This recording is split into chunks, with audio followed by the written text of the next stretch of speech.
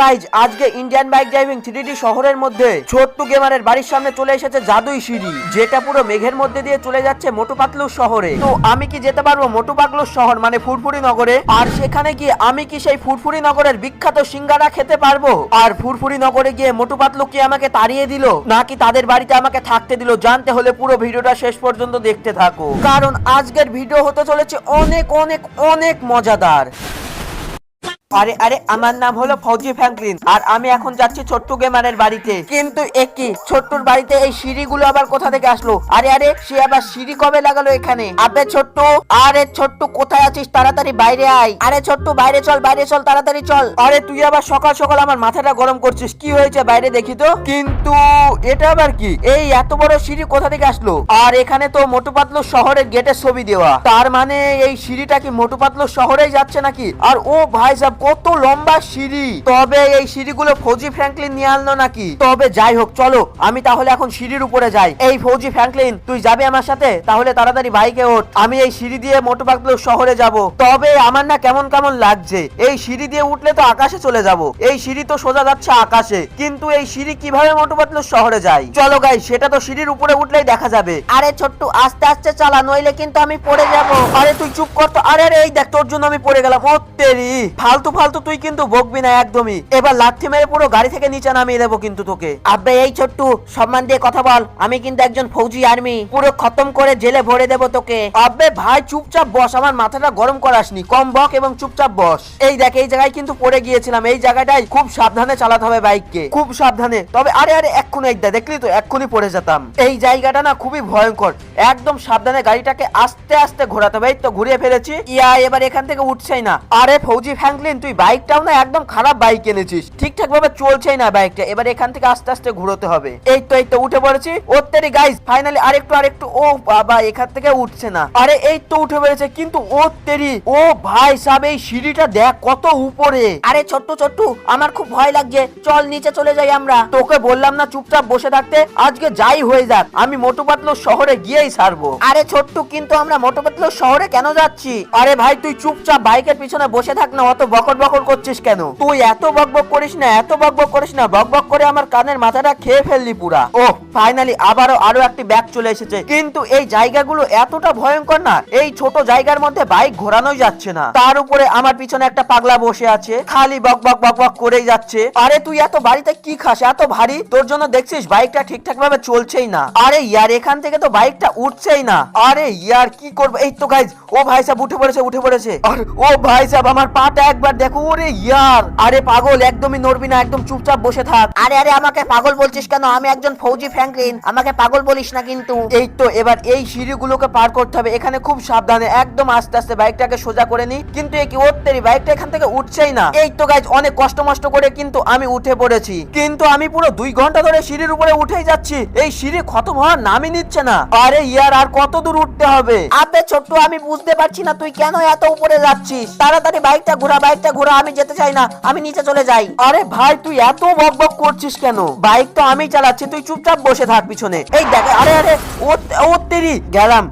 এবার তো সোজা উপরওয়ালার কাছে আমি চলে গেলাম। কিন্তু আমার কাছে তো প্যারাশুট আছে, দাঁড়াও প্যারাশুটটা খুলে ফেলি। এই তো প্যারাশুটও খুলে ফেলেছি, কিন্তু আর্মি ফ্র্যাঙ্কলিন কোথায় গেল? ওর কাছে তো প্যারাশুটও নেই। আরে ও তেরি, ও ঘাড় ভেঙে গেল। তবে যাই হোক, অনেক বাঁচা বেঁচে গিয়েছি, কিন্তু ওই ফৌজি ফ্র্যাঙ্কলিন কোথায় গেল? আরে আমার বাইক পুরো ভেঙে দিল।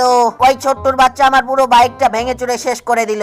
আরে ছোট্টু, এবার তুই আমার গাড়িতে বস, তোকে চল আমি মোটু পাতলু শহর ঘুরিয়ে নিয়ে আনি। আচ্ছা ঠিক আছে ফৌজি ফ্র্যাঙ্কলিন, আমি বসছি, চল। এবার কিন্তু তুই সাবধানে চালাবি, কারণ তুই তো আবার একটু পাগল ছাগল আসিস। কি বললি ছোট্টু তুই? আরে না কিছু বললাম না, আমি বললাম তুই অনেক ভালো ছেলে। চল এবার চালা, একদম সাবধানে, আস্তে আস্তে চালা, আস্তে আস্তে। আরে চুপ কর ছোট্টু, আমি সব বাইক চালাতে পারি, আমি হলাম একজন আর্মি অফিসার, আমি বাইক চালাতে পারি, আমাকে শেখাতে হবে না। এই তো এবার এখান থেকে বাইকটা আমি ঘুরিয়ে নিই। কিন্তু কি, আরে ও পড়ে গেলাম তো। আরে স্যার, একটু বাইক চালাতে পারে না, ফালতু আমাকে মাথা গরম করাস তুই। এবার একদম বাইকের পিছনে চুপচাপ বসে থাকবি, যদি বেশি কথা বলিস না তাহলে পুরো এখান থেকে নিচে নিচে ফেলে দেবো আর সোজা চলে যাবি উপরওয়ালার কাছে। মানে ছোট্ট কি বললি? আমাকে যদি নিচে ফেলে দিস তাহলে আমি উপরে চলে যাব? তাহলে আমাকে নিচে ফেলে দে।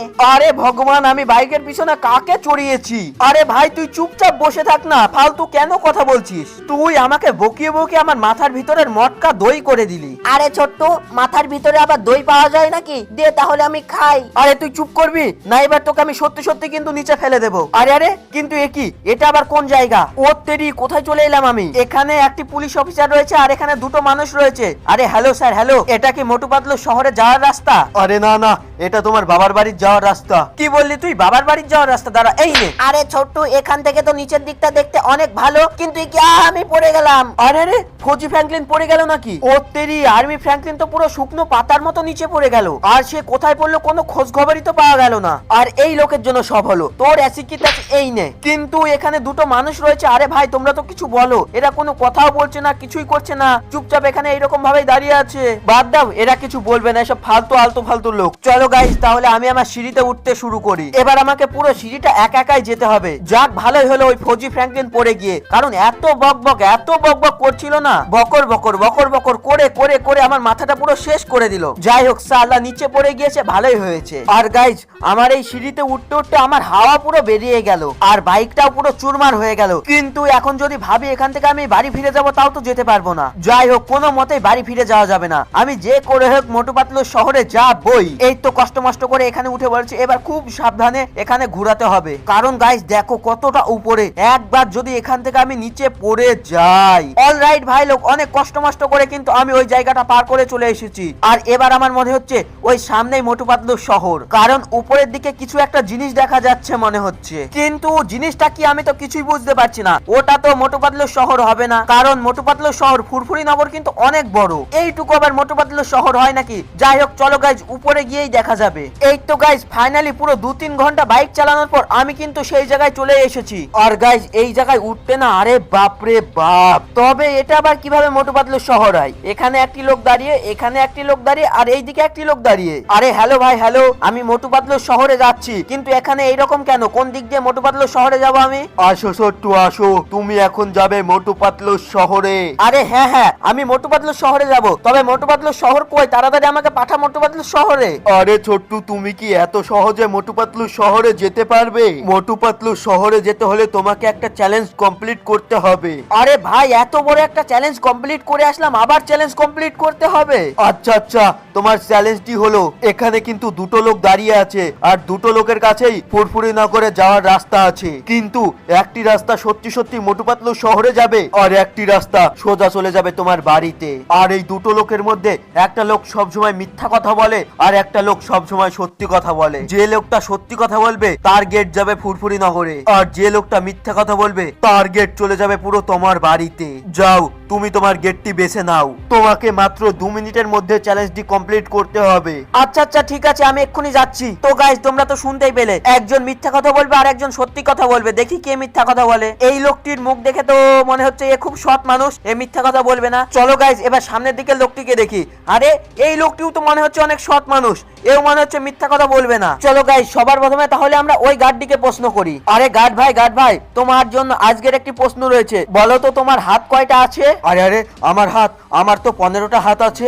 অলরাইট ভাই লোক, তোমরা তো দেখতেই পাচ্ছ এর মাত্র 2টো হাত আছে, কিন্তু এ আমাকে মিথ্যা কথা বললো, এর 15টা হাত আছে তাই বললো আমাকে। তার মানে আমি যদি এই গেটটাই লাফ মারি তাহলে আমি সোজা চলে যাবো আমার বাড়িতে। তার মানে এটি হলো মোটু পাতলু শহরে যাওয়ার আসল গেট। তাহলে আবার কি, কোনো ভাবনা চিন্তা না করে চলো লাফ মারা যাক মোটু পাতলু শহরে। আরে ভাই, কিন্তু এ কি, আমি তো আকাশ থেকে পড়ে যাচ্ছি। আরে কেউ তো বাঁচাও আমাকে। আরে ওত্তেরি, কিন্তু এ কি? ও ভাই সাহেব, ফাইনালি আমি কিন্তু পুরো চলে এসেছি মোটু পাতলু শহরে। ও ভাই সাহেব, ফাইনালি অনেক কষ্টের পর আমি কিন্তু চলে এসেছি ফুরফুরি নগরে। চলো তাহলে আমি এখন ফুরফুরি নগরটাকে ঘুরে দেখি, আর মোটু পাতলুদের সাথে খেলাধুলা করে গিয়ে অনেক মজা হবে, এবং ফুরফুরি নগরে সিঙ্গারা খাবো।